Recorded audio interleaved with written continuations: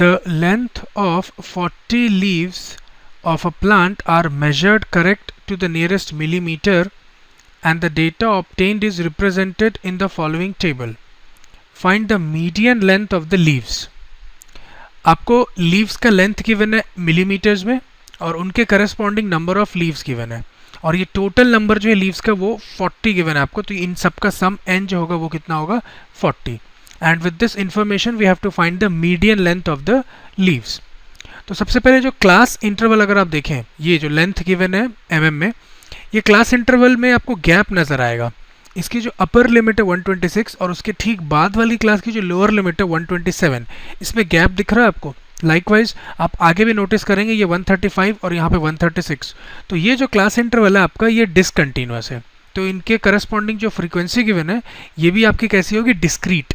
तो सबसे पहला काम है आपका एक नया क्लास इंटरवल आपको बनाना पड़ेगा जो कंटिन्यूअस होना चाहिए, ठीक है. और वो कैसे बनाते हैं मैं आपको बताता हूँ logic.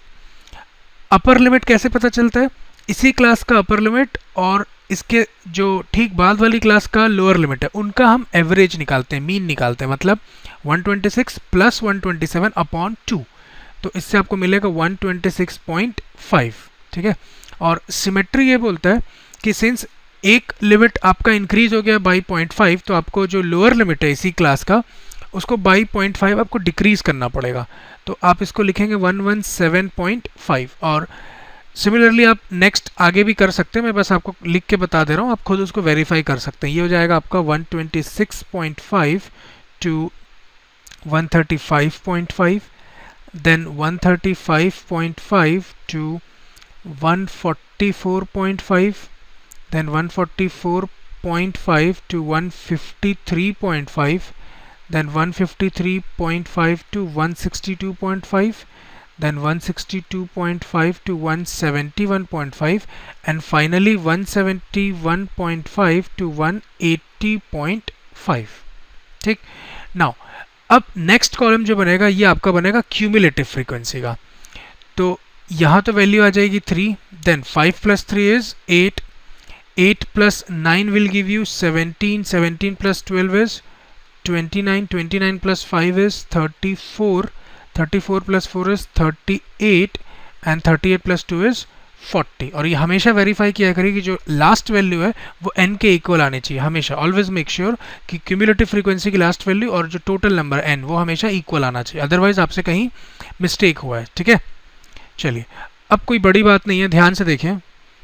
We are given n as 40, ठीक है. देयरफॉर n by 2 कितना हो जाएगा आपका 20. और ये 20 कहाँ लाई करेगा, तो अगर आप ध्यान से देखें ये 20 जो है इस 29 के अंदर लाई करेगा यहाँ पे, ठीक है.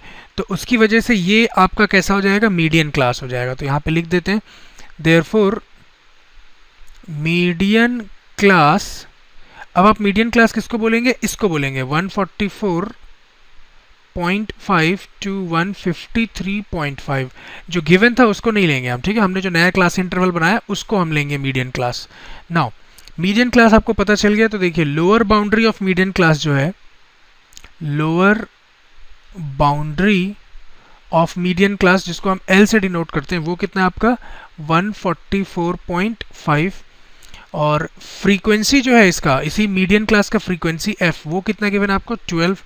तो लिख सकते हैं frequency of median class f denoted by f is 12.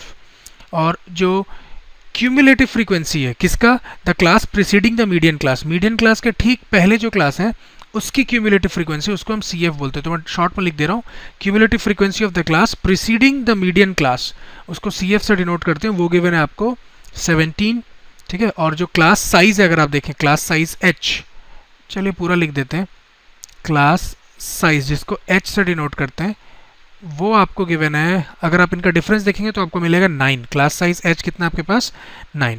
Now simply आपको मीडियन के फॉर्मूले में वैल्यू सब्स्टिट्यूट करके सॉल्व करना. We know that median is L, आप कैपिटल स्मॉल कुछ भी लिख लीजिए कोई प्रॉब्लम नहीं है, L plus n/2 minus cumulative frequency, और ये कौन सा है, class preceding the median class उसकी क्यूमुलेटिव फ्रीक्वेंसी है, ठीक है, upon f frequency of the median class. Into H, ठीक है, क्लास साइज।